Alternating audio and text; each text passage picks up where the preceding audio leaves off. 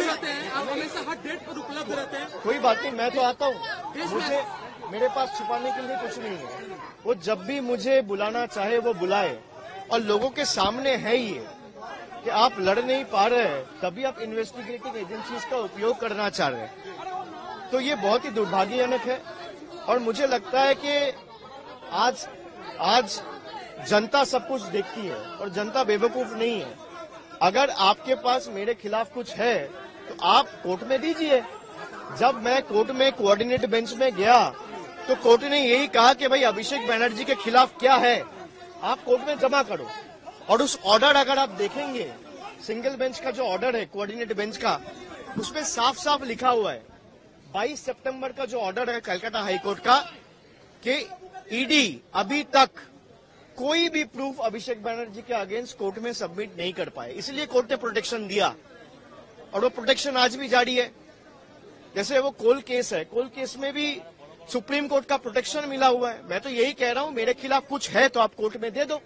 और पहला दिन जो मैंने कहा वो आज भी कह रहा हूं कि मेरे खिलाफ कुछ है तो मुझे बुलाने का जरूरत नहीं है। आप फांसी बना लो, फांसी का मंच बना लो, मैं जाके लूँ। टारगेट क्यों किया जा रहा है? मैं जाके वहां पे अपने आप को फांसी में लटकाने के लिए तैयार हूँ भैया।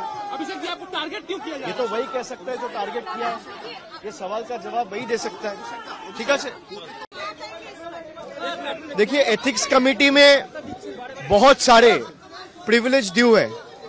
आपने देखा 1-1.5 महीना पहले जब नई पार्लियामेंट की 4 दिन का सेशन बुलाया गया, वहां बीजेपी का सांसद रमेश बिदुड़ी किस तरीके से, किस अपशब्द का यूज किया और किस तरीके से वो पार्लियामेंट का गरिमा, सदन का गरिमा को ठेस पहुंचाने की कोशिश की।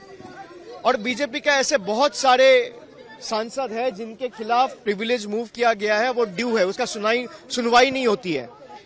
पर अगर कोई गवर्नमेंट के खिलाफ लड़ना चाहे, गवर्नमेंट को सवाल पूछना चाहे, अदानी के मैल प्रैक्टिसेस के ऊपर सवाल पूछना चाहे, तो उनको किस तरीके से उनका सांसद पद से उनको हटाया जाता है, एक्सपेल किया जाता है।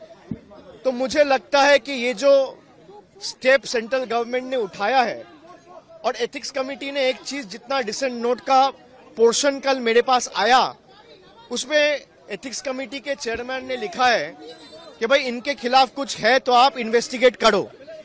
अगर आपके पास नहीं है and it is subject to investigation, तो आपने एक्सपल्शन कैसे रिकमेंड किया? मेरा सवाल बस इतना है।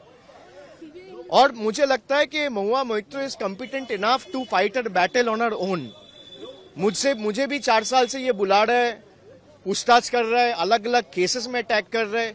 एक में कुछ नहीं मिल रहा है तो दूसरे में अटैक कर रहे हैं, दूसरे में कुछ नहीं मिल रहा है तो तीसरे में अटैक कर रहे हैं। वो इनका स्टैंडर्ड प्रैक्टिस है।